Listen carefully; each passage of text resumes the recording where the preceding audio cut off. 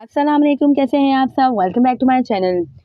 कल का मैच पाकिस्तान ने विन तो कर लिया अफ़गानिस्तान के अगेंस्ट समहाउ, और अच्छी विन थी एक हिसाब से मैं कहूँगी। और इस तरह की विन्स बहुत ही बूस्ट अप देती हैं एज़ अ टीम आपको, बहुत ही कॉन्फिडेंस आपका हाई होता है और आपको सेल्फ बिलीव मज़ीद बढ़ जाता है।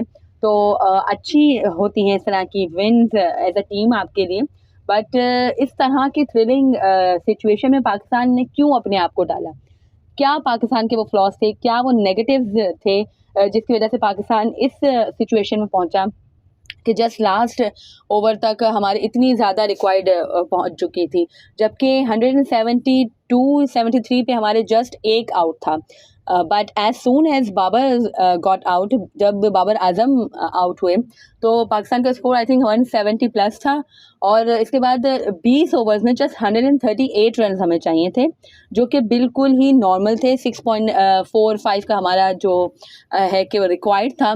फिर है कि यके बाद दीगरे विकेट्स गिरती गईं, बैट्समैन ने रैश शॉट्स खेले, और इमामुल हक को भी मैं कहूँगी ऑब्वियसली उन्होंने अच्छी इनिंग खेली, बट उन्हें फिनिश करना चाहिए था। जैसे कि मैंने पहले भी वीडियोज़ में कहा था कि लास्ट में भी जब इमामुल हक का फर्स्ट ओडीआई में भी उनकी इनिंग अच्छी थी, बट जब वो सेट हो गए थे तो फिर उन्हें एंड तक जाना चाहिए था, डीप तक जाना चाहिए था। Obviously it can not happen every time, but होना चाहिए, इस तरह की आपकी अप्रोच होनी चाहिए।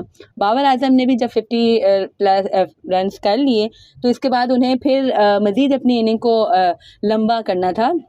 और रिजवान वॉज अनफॉर्चुनेट, मैं कहूँगी कि रन आउट हुए वो, और है कि वरना है कि इतना ज़्यादा पाकिस्तान को ट्रबल नहीं होता अगर रिजवान ने क्रीज पे मौजूद होते, और अगर रिजवान ने पार्टनरशिप लगा ली होती इमाम के साथ, तो फिर पाकिस्तान ईजी ही फिनिश कर सकता था। बट वही जो पाकिस्तान टीम की रिवायात रही हैं कि बाबर आज़म जैसे ही आउट होते हैं तो पूरी टीम बैठ जाती है, वही कल हुआ। और इस तरह की इंडिविजुअल ब्रिलियंस आपको हमेशा नहीं मिलेंगी। ऑब्वियसली इंडिविजुअल ब्रिलियंस पाकिस्तान की लास्ट 20 ओवर्स के बाद, जो लास्ट के 5 ओवर्स थे, उसमें पाकिस्तान की इंडिविजुअल ब्रिलियंस थी, वरना वो टीम एफर्ट थी। यानी बिल्कुल काम एंड स्टीडी चल रहे थे पाकिस्तान की। जो इनिंग का जो चेस था वो बहुत ही काम एंड स्टीडी था, और बिल्कुल कंट्रोल में था पाकिस्तान। अफगानिस्तान के हाथ से बिल्कुल मैच निकल गया था, बट बाबर आजम के आउट होने के बाद कोई भी नहीं टिक सका। जस्ट शादाब खान ने है कि 48 रन स्कोर किया, एंड ही वाज अनलकी कि उन्हें रन आउट कर दिया गया। और नसीम ने बहुत ही है कि एक्स्ट्रा ऑर्डिनरी इनिंग खेली, गो के वही मैं कहूँगी कि कम रन्स की इनिंग थी बट इम्पैक्टफुल इनिंग थी। तो है कि यही जो हमारे फ्लॉज थे कि हम क्यों इस तरह की सिचुएशन में अपने आप को ले आते हैं, कि हम क्यों खुद अपने लिए ही मसाइल खड़े कर लेते हैं। अगेन मैं यही कहूँगी कि आई एम नॉट क्रिटिसाइजिंग, मैं कंस्ट्रक्टिव क्रिटिसिज्म कर रही हूँ कि हमें इस तरह की सिचुएशन में नहीं डालना चाहिए अपने आप को। और वो भी ये है कि अफ़गानिस्तान की टीम थी जो निस्बतन थोड़ी सी लो टीम है। जब हम ये सोच रहे हैं कि हमें एशिया कप विन करना है या हमें वर्ल्ड कप विन करना है, तो वो इस तरह से विन नहीं हो सकेगा। आपको एज अ टीम अच्छा है कि एफर्ट डालनी पड़ेगी, एज अ टीम आपको अच्छी कन्विंसिंग विक्ट्री हासिल करनी पड़ेगी। तो जब हम कह सकते हैं कि हाँ we are capable to win the title. Obviously we are right now अल्हम्दुलिल्लाह capable to win the title, and इंशाल्लाह वी विल। बट वही है कि हमें इम्प्रूवमेंट करनी है अपने अंदर, एज अ टीम हमें इम्प्रूव करना है, एज अ टीम हमें अच्छी बैटिंग करनी है। सलमान अली आगा से मैं बहुत डिसअपॉइंट हुई, बिकॉज बहुत ही हाई होप्स थी मुझे उनसे, और बहुत ही अच्छा उन्होंने अब तक जो भी उन्होंने डेब्यू किया है ओडीआई में और वनडे में भी, वनडे और टेस्ट में, दोनों में उन्होंने बहुत ही इम्प्रेस किया है। और कल का जो उनकी जो बारी थी वो बिल्कुल उनके लिए प्लेटफॉर्म सेट था, और उन्हें है कि अपनी जस्ट नेचुरल गेम खेलनी थी, बट एक अननेसेसरी वो रिवर्स स्वीप मारने गए और ही वॉज आउट।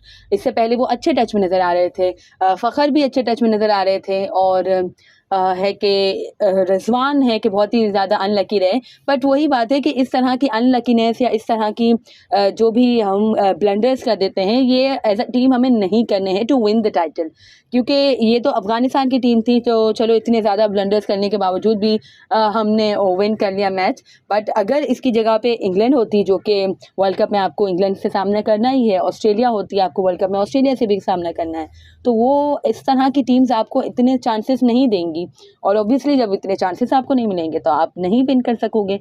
तो एज अ टीम बहुत ही ज़्यादा इम्प्रूवमेंट की ज़रूरत है पाकिस्तान को, और बैटिंग में स्पेशली बहुत इम्प्रूवमेंट की ज़रूरत है, और पेस अटैक को भी मैं कहूँगी। ऑब्वियसली पाकिस्तान ने अच्छी बॉलिंग कराई है, मैं ये नहीं कहूँगी कि बुरी बॉलिंग कराई है। स्टार्ट में भी पाकिस्तान के शाहिन शाह अफरीदी वॉज अनलकी के बॉल थोड़ी शॉर्ट हो गई रिजवान से, बट वो भी है कि विकेट होती, और जब स्टार्ट में विकेट मिल जाती तो सिनारियो चेंज होता।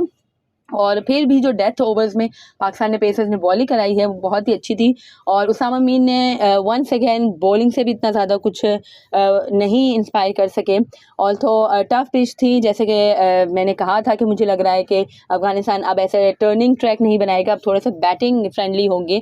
तो बैटिंग फ्रेंडली उन्होंने ट्रैक बनाया, काफ़ी उन्हें असिस्टेंस भी मिली, बट वही बात है कि वही असिस्टेंस पाकिस्तान के बैटर्स को भी मिली, एंड पाकिस्तान ने मैच विन कर लिया सम हाउ, बट विन कर लिया, विन इज़ विन। और जीत ऑब्वियसली जीत होती है, और जीत के आगे हर चीज़ जो है मांद पड़ जाती है। But if we want to become a champion team तो हमें इन सारे फ्लॉज को नज़र में रखना है, और इन सारे फ्लॉज को नज़र में जस्ट ऑनली रखना ही नहीं है, हमें इसको दूर करना है। बाबर आजम का स्पिन के अगेंस्ट सब कहते हैं कि आई डोंट रियली बिलीव कि स्पिन के अगेंस्ट वो वीक है एंड दिस एंड दैट। जब इस तरह की टर्निंग पिच होती है तो हर प्लेयर को प्रॉब्लम होती है, और अफगानिस्तान के पास वर्ल्ड क्लास स्पिनर्स हैं राइट नाउ, सबसे बेस्ट स्पिनर्स अफगानिस्तान के पास हैं, और सब इतनी टर्निंग पिचेस पे सबसे बेस्ट स्पिनर्स को फेस करने में हर किसी को प्रॉब्लम होती है। तो I don't believe in such things, Babar Azam spin के अगेंस्ट वीक है। एनीवेज बाबर आजम को भी ऑब्वियसली अपने अंदर इम्प्रूवमेंट, बिकॉज इम्प्रूवमेंट की जगह जब तक सांस चल रही है तब तक इम्प्रूवमेंट की गुंजाइश है और इम्प्रूवमेंट की नीड है। तो इम्प्रूव इंसान को एज अ ह्यूमन बीइंग भी, not only just in sense of cricket, आपको एज अ ह्यूमन बीइंग आप जो भी फील्ड में हैं आपको इम्प्रूवमेंट की ज़रूरत होती है, और आपको इम्प्रूवमेंट करनी चाहिए अपनी परफॉर्मेंस में। So that's what I think about my Pakistan cricket team, and what you think about it comment section में बताइएगा। मुझे तो यही लगता है कि पाकिस्तान को एज अ बैटिंग यूनिट अच्छा परफॉर्म करना चाहिए, और वही बात है कि पूरी जो पाकिस्तान की जो बैटिंग है वो बाबर आजम के गिर्द ही घूमती है, और ओडीआई में रिजवान भी अब तक कोई इतने ज़्यादा इम्प्रेस नहीं कर सके, और तो छोटे छोटे कैमियोज उन्होंने दिए हैं, अब तो वो नंबर 4 पे भी बैटिंग कर रहे हैं, तो वो एक अच्छा पाकिस्तान को दे सकते हैं कि एक स्टैंड नंबर 4 रैंक पे जो आता है बैटर, उसको भी वो भी दे सकता है अपनी टीम को।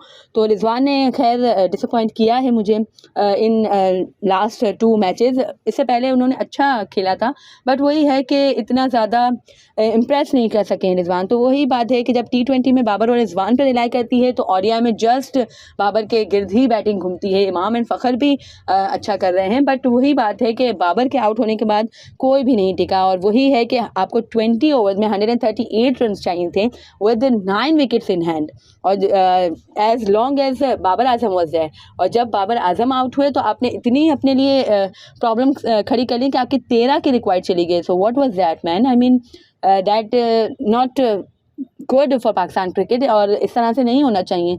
और इस तरह से अगर हम कंटिन्यूसली करते रहेंगे तो वी कैन नॉट, सॉरी खुदा न खास्ता ऐसा हो कि वर्ल्ड कप में हमें मसाइल का सामना करना पड़े, और एशिया कप में हमें मसाइल का सामना करना पड़े, क्योंकि बड़ी टीम्स हमें इस तरह के चांसेस नहीं देंगी। और वही बात है, खैर हर दिन एक जैसा नहीं होता। इंशाल्लाह पाकिस्तान टीम ने उस दिन बहुत अच्छा किया था 201 पे, ऑल्थो पाकिस्तान टीम आउट हो गई थी, बट पेसर्स ने बहुत ही अच्छा वन साइडेड अफेयर कर दिया था। सो लेट्स होप कि आगे भी पाकिस्तान कन्विंसिंगली अपनी है कि विनिंग स्ट्रीक को जारी रखे, जो पाकिस्तान का मोमेंटम बना हुआ है माशाल्लाह उसको पाकिस्तान कंटिन्यू करता रहे, और यही मोमेंटम एशिया कप और वर्ल्ड कप में भी कंटिन्यू रहे इंशाल्लाह। और एज अ टीम पाकिस्तान ने ऑब्वियसली बहुत ही अच्छा करा है इन रिसेंट पास्ट, और उनकी जो भी अचीवमेंट्स हैं उससे इनकार नहीं है, but still improvements as I said before कि रिक्वायर्ड होती है at every stage of our life. What do you think about it? Do comment below and subscribe to my channel for more such content. अल्लाह हाफिज़।